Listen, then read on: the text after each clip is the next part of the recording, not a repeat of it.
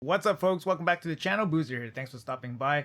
Today's video, we are on the test server here, and today's video we will be talking about some of the patch notes that will be introduced in the next updates. Now, I don't want to rehash some of the patch notes that were obviously announced earlier today, but I did want to highlight one particular update that's going to happen, and I want you guys to let me know in the comments below what you guys think about it, because I'm kind of torn. I'm not really sure whether it's something really good or it's something really bad. Anywho, let's quickly jump into this. So first, we got the Siege in-clan test battle. So now you can actually battle your clan mates' team defenses. Apparently, this is a really sought-after feature that people were looking for, but it comes with some limitations here. So if you guys can see here, the battle reports are only available for the defense team and the attacker, and only one report is saved. So only the most recent one will be saved. The older ones will basically be overwritten. So it's a little bit of a drag. It's pretty limited, but it allows you at least test, and you could record and then obviously send to your teammates and all that. I can't actually test it right now because Siege is doing the calculation phase. So it's a little bit of a drag. So I didn't want to wait it out too much longer just to show you guys a defense battle. But that's basically the gist of it. Now, the big thing that I want to talk about in this video is actually this one, Relic visibility in PvP. Now, let me show you guys exactly what I'm talking about here. So I'm going to bring this out of the way and let's jump into Classic Arena. So they're saying that the relics will be available, or at least visible, in the Arena and Siege battles as well. Now, I feel like this is a little bit of a mixed bag. I actually put up a community post in Reddit just to ask what people thought about it, and getting a bunch of mixed results. I've been talking to some people on Discord as well, and it's definitely a point of contention. Personally speaking, I don't have super strong feelings either way. I can see how it's good and I can see how it's bad. I'll show you guys exactly what I'm talking about. So we're in Classic Arena right now, so I'm just using whatever team against this whatever defense, and there's a new button here called Show Relics. So if you click Show Relics, it actually shows you exactly what they are using, what relics they are using. And a really nice nifty little feature here is that if you click the relic, it actually shows you exactly what it does, which is great. Now, apparently this feature was heavily requested, frequent request. Personally speaking, I've never heard this get requested where you can see the relics in this phase. So before you enter the fight, to view the relics, I've never seen this requested. I've seen lots of requests for in-game notification of what relics are triggering, because a lot of times people just don't know what's going on. Obviously, a game log would be the best, but if it's not the game log, at least give us some kind of notification about which relic is triggering so that we have an idea of what actually happened. But I've never heard of anybody requesting to see the relics before entering the fight. I feel like this level of information disclosure before entering the fight is a significant advantage to the attacker. The attacker already has the advantage going in, so the defense is already giving up whatever small advantage or whatever small edge they might have by disclosing the relic information to the attacker before they enter the attack. Now, this applies to Classic Arena, Siege, and all that, and this will be extra impactful in live arena. And this is kind of where I'm thinking this will be kind of a negative, to be honest, because my thinking is that relics give the weaker opponent the chance to out RNG the stronger opponent. So if your account is all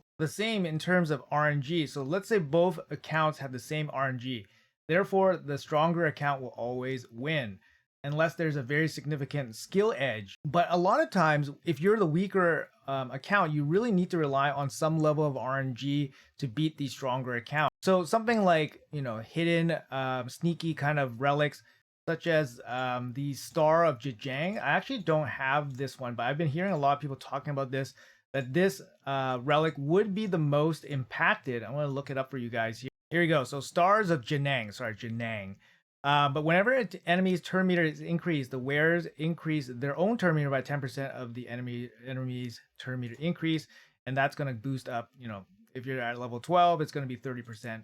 So it's basically gives you a chance to cut in on your opponent without your opponent knowing that you have this relic. Now, this is a pretty good surprise relic, right? So if you don't know that the opponent has it, you don't know that they're going to cut in on you and then, potentially disrupt or take over the speed lead. So something like this, showing the relic in, basically in the pre-enter the battle phase, if they know that you have the stars as a relic, it's going to get, played against accordingly, right? So it's very, I feel like this level of information, it really takes away like a strategic component with building out your champions, right? It takes that away. It takes that away. In some cases, I can see it being good, and I can see most people not being affected by this level of disclosure. But I think if you're taking like PvP, relatively seriously, I think having this extra layer of strategic content with how you kind of build out your champions can give you perhaps an edge, especially if your opponent is not expecting it. So I think it's a bit of a negative because it does kind of hurt our abilities to build out our champions just a bit, just a bit. You can also view the relics once you enter the fight as well, which is pretty nice. I believe it shows up in the info screen. Let me grab that here for you guys real quick. So once we enter the fight, we do have the info screen here, and I believe we can show relics here. So you got a button, and then it will show the relics in here as well. So this would be helpful if you weren't paying attention in the pre-battle phase. It's also definitely a kind of a nerf, indirect nerf or direct nerf to Wand of Submission, because now if you had, for example, some kind of hard CC champion, you will, probably not target, if it's like a single target CC, you won't target the champions with the Wand of Submission. Previously, this information would be basically not known when you enter the fight. You can assume that somebody on the team has it, but now you just know exactly which one has it. So you have to be careful now against those champions. So it's a pretty big nerf to that particular relic, which is one of the most popular strong relics. If we, for example, we go into like Ash's team here, and then we check out his relics, we know that his Galathier is super fast. He has the hollowed hilt. He's going to have the extra plus 15 speed or whatever. And then we know that his Nice here has this absolutely busted relic on Nice. And his Crown of Corruption on his Lazurius. So yeah, it's just gonna be wild. It's just gonna be wild, and we know his aspect of Surath and Mithrala, meaning on Marichka. So if you kill her when she has Stone Skin, she doesn't lose the turn meter. Yeah, it's a total mess, and it totally gives away a lot of the strategy that goes into these builds, which I'm not a huge fan of. But I know that this is not going to affect most people. But yeah, you guys let me know in the comments below what you guys think about this change. Like I said, from what I've been reading, what I've been hearing, most people are neutral or they don't like it. And I definitely echo that sentiment. All right, after that, so we have Arena, Tag Team Arena. Tag Team Arena, this is a pretty massive change here. So Tag Team Arena gets a quick battle option, which I absolutely love. When they announced this, I was like, yes, let's do it. So here's the quick battle button on the bottom right. You click the quick battle. And yeah, we don't want to see this again. So we just click continue. And then here we go. Quick battles. So usually if you're fighting one-man defenses, it's still like 30 seconds or something. But you can kind of see here, you're fighting full teams. And yeah, it just doesn't take that long. Wow, I'm really surprised that I won all three. That is very surprising. But I love this. This is going to make things a lot easier. So let's check out this. This is basically an all food team versus 3 legit teams. Usually this takes, yeah, like I said, like 30 seconds to go through. I'm surprised that took 10 turns. Okay, that took 5 turns. And this one took 5 turns. There we go. Very fast, very fast. It's definitely way faster against full teams. So this is amazing. But this also kind of signifies that Plarium's kind of done with Tag Team Arena. They're not going to do anything with it. They're not going to improve it.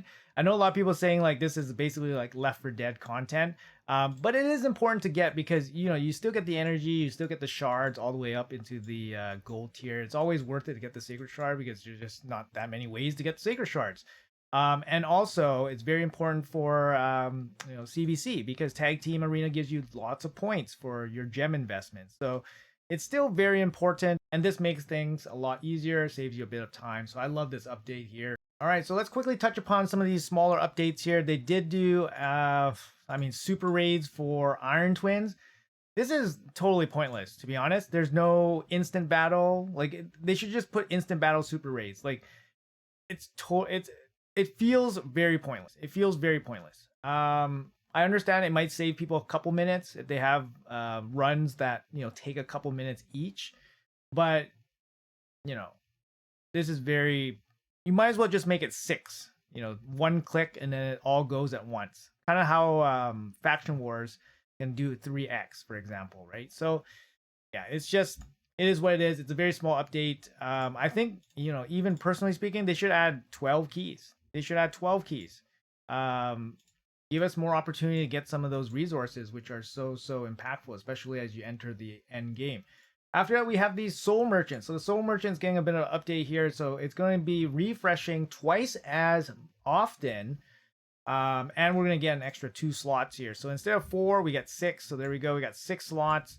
And it's going to be refreshing every 6 hours instead of every 12 hours. So good update. But again, it doesn't really address how much resources we get.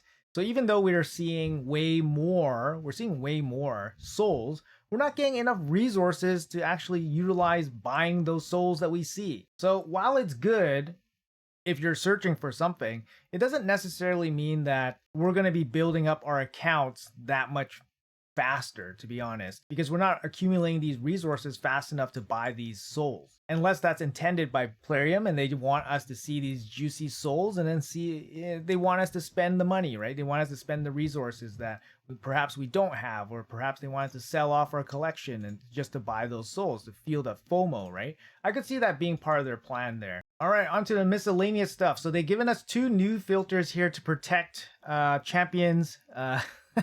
Protect champions that we don't want to basically use up as food in the tavern or anything like that for fusion. So this is just an extra layer of protection for people feeding off fusion parts and all that stuff. I mean, it's great, but people are still going to have issues feeding off their food. It's just it's just the way it is. Maybe this gives Plarium an out with rejecting people's requests when they contact support about, failed fusions and all that. But there we go. We got an extra little filter there. That's kind of nice. There's a couple little changes here to the Relic system. Some additional filters here looking for gemstones. I mean, that's a big one here. So let's check this out. So we're going to go into the gemstones filter, and what do we got here? Allows you to sort by gemstone by type, rarity, whether they're in use or whether they're new. I like that. So let's see. Socketed. There we go. Let's go, guys. This is the way to do it. Finally, they add this. It's a big quality of life. Previously, you would have to search up the relic and then filter by socket type, and that's how you would find the gems on whatever, right? So now you can just look up the gems, specifically the gems, instead of going through the relics first, and now we can find it. So that's a really good quality of life change here. Although it's, small in the grand scheme of things, it's still a nice quality of life. All right, the next little note here is rework gear will have a special icon next to its rarity plaque, so you can kind of see it right here. This little hammer has been reworked. I mean, small, but yeah, sure, it's nice to have it just in case. And then we already talked about the champion avatar on the gemstone, which is, like I said, really nice quality of life. Let's see, moving on down here, leaderboard stuff. Yeah, this stuff, just gotta get rid of it. No one really cares about the leaderboard stuff. Minor UI changes in the tag team menu to display the number of weekly battles you need to fight to remain in the current tier. That seems like a very, very small change. Let's see if we can find it here. Tiers. Is it this one? Not too sure. Is it? I think this one. It's probably this one. To stay in your current rank. Yeah. It's this one. So they just added this little note here. Nothing really significant or anything like that. And then lastly, we got the balance changes here. So we did go over this in another video. I'm not going to go over this in this video. But Bambus 4-leaf, I think really good change, to be honest. We're going to see him a lot more in buff extension teams. His big 4-turn buff extension goes down to 3 turns, which makes him in line with the other strong buff extenders. His chance to land, decreased speed also increases. It's going to increase his consistency. So overall, I think just a really strong, strong inline kind of buff to bring Bambus out of the vault and into more use. And then lastly, I'm super excited about this, and it's Garrel. Garrel gets a buff here. Now, Garrel's, one of the first mythicals, I think maybe the first mythical, I'm not too sure, but she came out in the first batch of mythicals, so it's been over 2 years now. So, maybe more people have her. That's possible. So, we can all rejoice that she is getting an insane buff. Just reading the kit, she absolutely insane buff across the board. Both forms, insane buff. And I've been watching some playtesting. Make sure you guys stick around for my playtest on Garo as well. And she is amazing. She is amazing right now. I'm so happy. And the reason why, obviously I'm so pumped for Garo is because Garo is the first mythical champion I pulled from Primal Shards, my 204th Primal Shard pull, and she came out of it. And I was so disappointed because she was probably one of the worst at that time. But I knew that because she was one of the worst and because she never got reworked before, she had a chance of being very, very good after a rework. And here is that rework, and she is very good.